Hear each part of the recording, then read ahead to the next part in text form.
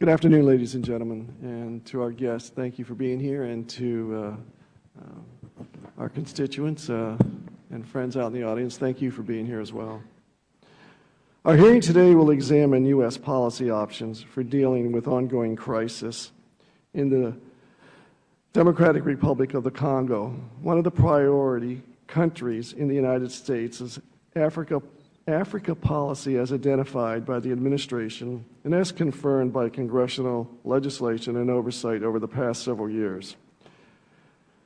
This country is two-thirds the size of Western Europe and borders 9 African countries. Its problems extend well beyond our borders. And I should insert, Chairman Smith is unavoidably detained, and he asked me to fill in for him, so this is the chairman's statement that I'm reading. The subcommittee last examined the situation in the DRC in a hearing in March of last year when the storm clouds were gathering in advance of the November elections. The DRC is now struggling with the aftermath of those elections. Opposition political parties and civil society, especially the Catholic Church, appear unwilling to accept the results of the presidential and legislative elections. Opposition leader Etienne Tshisekedi received 32% of the votes, but he believes he was cheated out of the votes that would have made him the winner in the elections. He has staged a presidential swearing-in ceremony and announced that he will form a government. He also has called on supporters to march with him to government headquarters. However, government armed forces have surrounded his home since the presidential results were announced on December 9th, and even his aides have been prevented from meeting with him. Suspicion persists that this election was manipulated in favor of incumbent President Joseph Kabila. The Carter Center, who observed the vote, as well as the United Nations Organization's stabilization mission in the DRC, and most of DRC's civil society, all cast serious doubt on the announced outcome of the election. According to the Carter Center, ballots were missing in some areas, while results for Kabila in other areas were deemed unrealistic.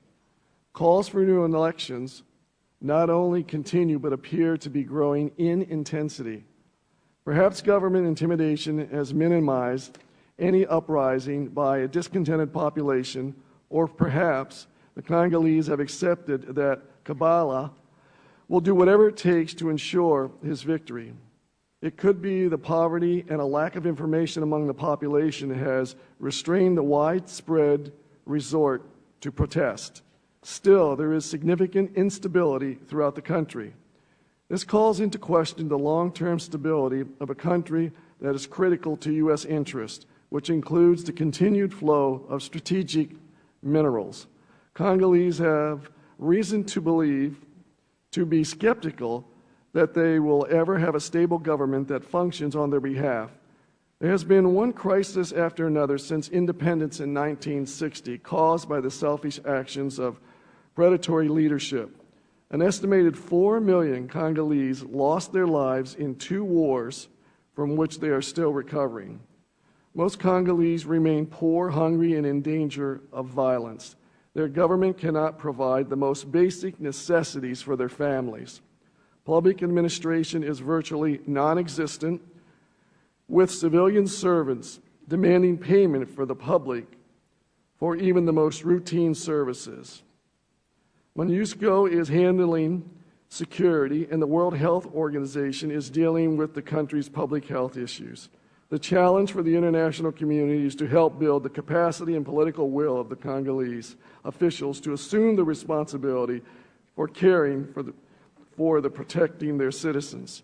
Since November, violence attributed to the Congolese military, the Rwanda rebel group, the Democratic Force for the Liberation of Rwanda, and local militia have caused more than 100,000 Congolese to become internally displaced persons or refugees.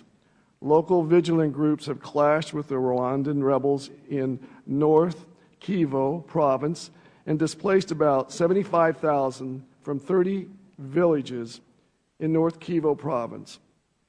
Similar clashes in Ituri and northern Katanga have had a serious impact in those areas as well. This raises serious concerns for a potential humanitarian crisis. Women continue to be targeted for abuse in the DRC. A study that recently appeared in the American Journal of Public Health concluded that an average of 48 women and girls are raped every hour in this country. So before our hearing today is ended, more than 100 females in DRC will have been raped. However, there remains hope for DRC despite the current crisis.